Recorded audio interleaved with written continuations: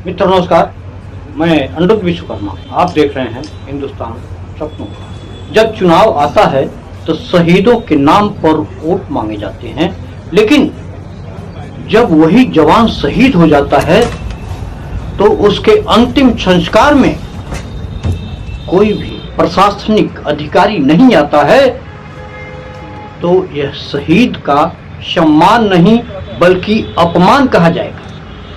हम बात कर रहे हैं मोहम्मद इम्तियाज की, जो पाकिस्तान से लड़ते लड़ते शहीद हो गए। आज उनका पार्थिव शरीर पटना एयरपोर्ट पर पहुंचा। आबिद शेख एक्टिविस्ट हैं, उन्होंने लिखा है कि पाकिस्तान से लड़ते हुए शहीद मोहम्मद इम्तियाज को तिरंगे में लिपटा कर लाया गया, मगर पटना एयरपोर्ट पर न कोई सीएम, न डिप्टी सीएम, न डीएम, न एसएसपी कोई मौजूद नहीं था। नीतीश सरकार ने स्वागत में एक अफसर तक नहीं भेजा। ये सिर्फ बेइज्जती नहीं, शहादत का अपमान है। इस शर्मनाक हरकत को भारत कभी माफ नहीं करेगा।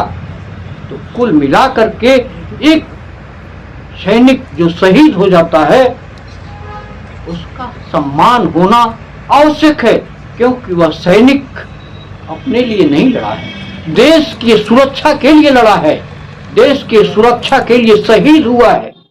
एक खबर बुलंदशहर से आ रही है, जहां एक छात्रा लापता हुई थी और लापता होने का आरोप किसी दूसरे पर लगा करके पुलिस टॉर्चर कर रही थी और वह व्यक्ति आत्महत्या कर लिया।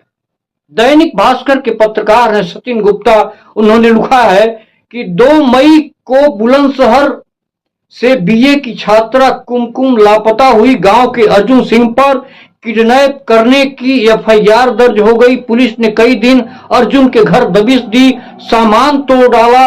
अर्जुन के डर के मारे इधर उधर छिपा घूम रहा था।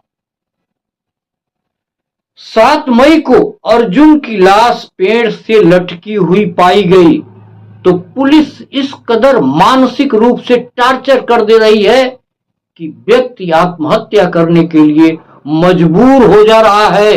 वहीं सचिन कुमार आगे लिखते हैं कि अब आज पता चला कि कुमकुम किसी दूसरे लड़के मोहित के साथ गई थी। दोनों ने कोर्ट मैरिज भी कर ली है।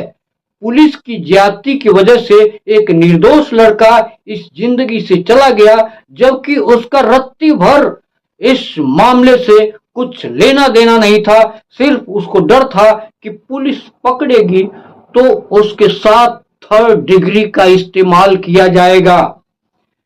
बिना जांच पड़ताल किए एक निर्दोष लड़के और उसकी फैमिली पर प्रेशर डालने वाले पुलिसकर्मियों पर कठोर एक्शन होना चाहिए, क्योंकि उसकी जिंदगी वापस नहीं आ सकती है।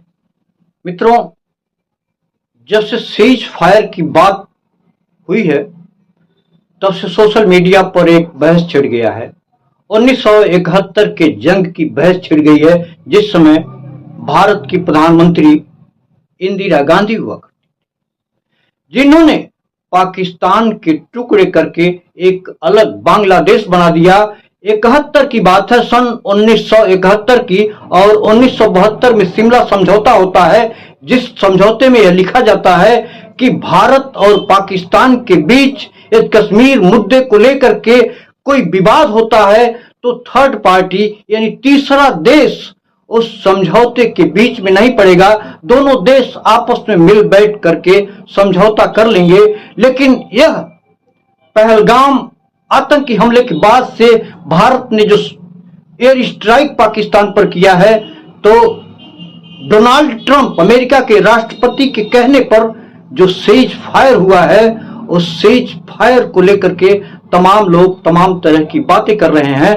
बात एक और है कि यदि 3 से 4 दिन यह युद्ध चला होता तो पाकिस्तान से बलूचिस्तान अलग हो सकता था। प्रधानमंत्री मोदी को एक और सफलता मिल सकती थी, क्योंकि बलूचिस्तान प्रांत से पाकिस्तान के खिलाफ विद्रोह के स्वर उठने लगे थे। बलूचिस्तान राज्य पर पाकिस्तान बहुत दिनों से उस जनता को प्रताड़ित कर रहा है जो बलूचिस्तान की जनता है। यही कारण है कि वहां की जनता अब पाकिस्तान के खिलाफ अपनी आवाज को बुलंद करने लगी थी। यही वजह है कि पाकिस्तान से बलूचिस्तान अलग होने की संभावना की जा रही थी, लेकिन सीज फायर को लेकर के सारी बातें अब समाप्त हो गई हैं। हालांकि सीज फायर के बाद भी पाकिस्तान ने सीज फायर का उल्लंघन किया, भारतीय सेना ने जवाब भी दिया, लेकिन अब इस तरह के हमले यदि पुनः होते हैं तो फिर भारत करेगा क्या? यह सबसे बड़ा मुद्दा है। ऐसा नहीं है कि अमेरिकी राष्ट्रपति डोनाल्ड ट्रंप ने मीडिएटर की भूमिका में दोनों देशों से सीज फायर करवा दिया तो फिर पाकिस्तान कोई आतंकवादी हमला नहीं करेगा। आतंकवादी हमला करेगा, आज नहीं तो कल, यह निश्चित है, क्योंकि उसको एक बड़ा अवसर मिल चुका है। वह समझौते को न कभी माना है न कभी मानेगा। मित्र, इससे अपनी बात समाप्त करता हूं। नमस्कार।